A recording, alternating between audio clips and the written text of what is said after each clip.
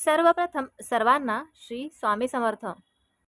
नवरात्री उत्सव आनंदाचा आणि उत्साहाचा हा उत्सव असतो. म्हणजे ह्या 9 दिवसात अगदी प्रत्येक महिला आपल्या घरात कुठली ना कुठली तरी सेवा करत असतात. तर कुणी कुळदेवीची सेवा करतात, तर कुणी आई जगज्जननीची पूजा करतात. तर कोणाकडे घट बसवले जातात, तर कोणाकडे घट बसवतही नाही तरी पण आपल्या घरातल्या देवांची सेवा केली जाते. हे 9 दिवस खूप प्रभावशाली आणि पॉझिटिव्हिटीने भरलेले हे 9 दिवस असतात. आई जगज्जननी आपलं सगळ्यांचं रक्षण करत असते. तर ह्याच दिवशी अगदी ह्याच दिवशी आपल्याला आपल्या देवीची म्हणजे कुळदेवीची सुद्धा पूजा करायची असते. आता काय करायचं असतं, तर रविवारी बघा, रविवारी महाअष्टमी आहे.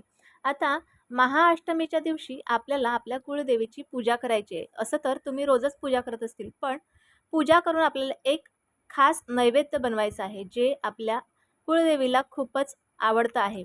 तर हे नैवेद्य जे आहे ते आपल्याला बनवायचंच आहे. तर बघा, ह्या दिवशी महिलांना जर का उपवास करता आला तर खूपच चांगलं, कारण महाअष्टमीचा दिवस आहे. त्या दिवशी कुळदेवीचा आपल्या नक्की उपवास करा.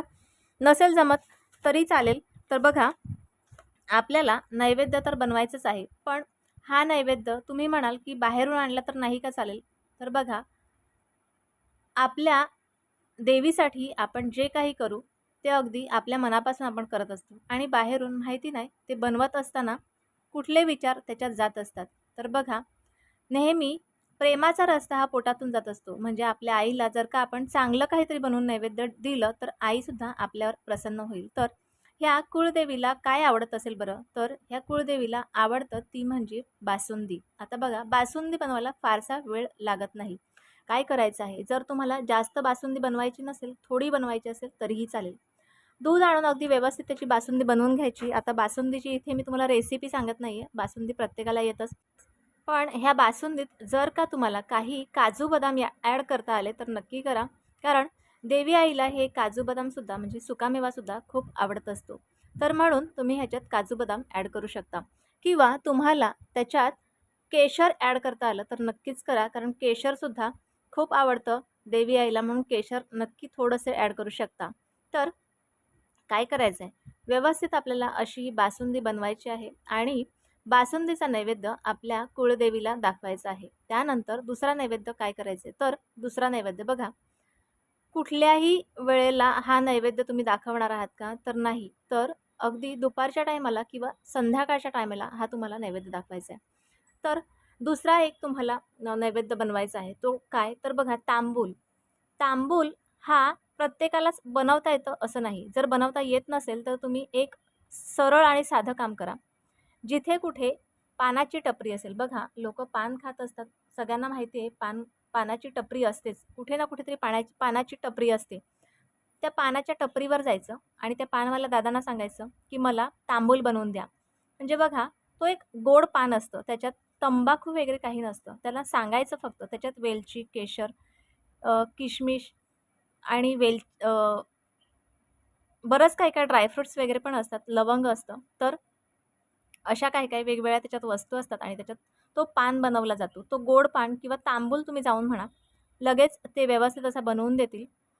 तर हा तांबूल तुम्हाला एक बनवून घ्यायचा आहे आणि हा तांबूल तुम्हाला आपल्या घरी घेऊन जायचा. जर तुम्हाला घरीच तांबूल बनवता येत असेल तर नक्की बनवा.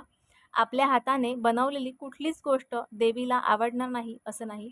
तर हा तांबूल तुम्ही व्यवस्थित बनवून आपल्या घरी घेऊन जा किंवा स्वतः बनवा.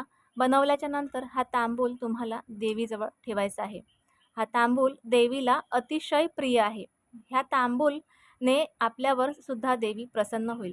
आणि राहिली गोष्ट ती आपल्या बासुंदीची. तर बासुंदीसुद्धा देवी आईला खूप म्हणजे खूपच आवडत असते. म्हणून आपल्याला बासुंदीसुद्धा बनवायची आहे. आता तुम्ही म्हणतील, आम्हाला तांबूल बनवायला नाही जमत. जमवून घ्या किंवा तुम्ही बाहेरून जाऊन आणा. पण ह्या दोन्ही गोष्टी नक्की करा. कारण हा एकच असा दिवस आहे महाअष्टमीचा. हा दिवस जो आहे हा खूप प्रभावशाली दिवस असतो आणि जर तुम्ही घट बसवले असतील किंवा घरात कुठलीही सेवा करत असतील किंवा कुळदेवीची कुठलीही सेवा करत असतील आणि जर का तुम्ही हा जर नैवेद्य दाखवला नाही तर तुमची पूजा कुठेतरी अपूर्णच असेल. बघा, आपण सगळं काही केलं. एखादा पाहुणा आपल्या घरात आला आणि आपण त्याला सगळं काही दिलं, पण आपण त्याला जेवायलाच नाही दिलं तर? तर तो पाहुणा किती नाराज होईल. तर म्हणून मी तुम्हाला सांगते, देवी आईची तुम्ही जशी कशी सेवा करत असाल तर ठीकच आहे, केलीच पाहिजेत. पण देवी आईला नैवेद्य मात्र चुकूनही न विसरता हा नैवेद्य नक्की दाखवा. प्रयत्न ठेवा, कारण आपल्या कुळदेवीचा आशीर्वाद आपल्यासाठी खूप महत्त्वाचा असतो.